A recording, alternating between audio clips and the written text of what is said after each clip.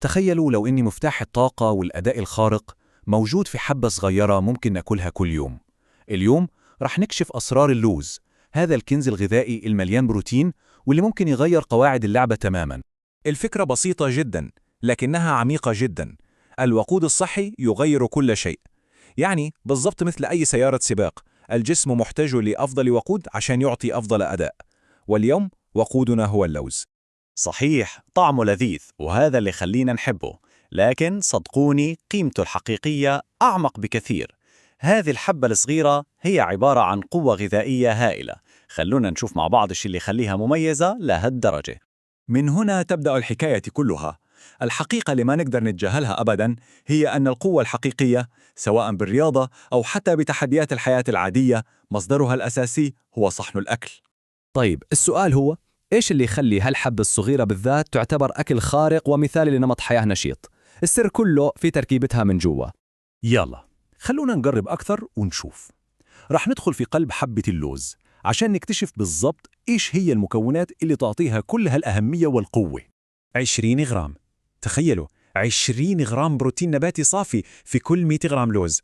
هذا تقريبا نفس كمية البروتين في 3 بيضات. الرقم هذا مو مجرد رقم، لا، هذا وقود حقيقي للعضلات ومصدر مهم جدا للرياضيين وأكيد للنباتيين. بس القصة ما توقف عند البروتين. اللوز عبارة عن باقة متكاملة، فيه دهون صحية عشان القلب، وألياف عشان الإحساس بالشبع، وفيتامين إي اللي هو مضاد أكسدة قوي، وفوق كل هذا كنز من المعادن المهمة للطاقة وتقوية العظام. ولما أقول دهون صحية، إيش نقصد بالضبط؟ الفكرة الأساسية أن معظم الدهون اللي في اللوز هي من النوع الأحادي غير المشبع، يعني النوع الصديق للقلب اللي يلعب دور مهم في موازنة مستويات الكوليسترول بالجسم. تمام، عرفنا الحين كل هالمكونات الرهيبة، بس السؤال الأهم، كيف هالأرقام والعناصر تتحول لفوائد حقيقية نحس فيها بحياتنا؟ خلونا نربط النقاط ببعض ونشوف التأثير الفعلي على الصحة. يعني كيف تشتغل كل هالأشياء مع بعضها داخل الجسم؟ وكيف هذا المزيج الغذائي يتحول فعلياً لصحة أحسن، أداء أعلى، وطاقة ما تخلص بسرعة؟ النتيجة: أكل اللوز بانتظام يدعم صحة القلب، يساعد في التحكم بالوزن لأنه يخلي الواحد يحس بالشبع فترة طويلة، يساهم في تنظيم سكر الدم، يقوي العظام والعضلات، والأهم من كل هذا يعطي طاقة وتركيز يدومون لفترة أطول. وهنا في نقطة مرة مهمة خصوصاً للي يتبعون نظام غذائي نباتي. بروتين اللوز لما يتاكل مع حبوب كاملة زي الشوفان أو مع بقوليات زي العدس يصير بروتين كامل، وهذا يعني إن الجسم ياخذ كل الأحماض الأمينية الأساسية اللي يحتاجها.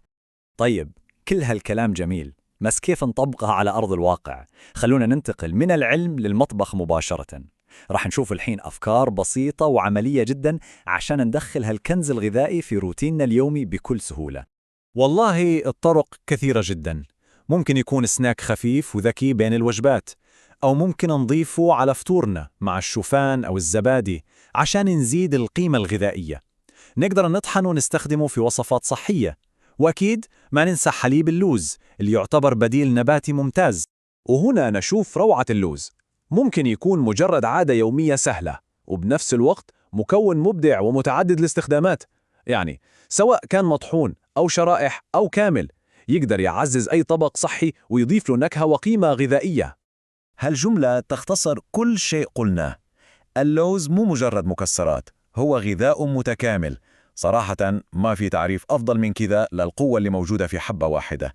فعلا فيه كل شيء نحتاجه تقريبا.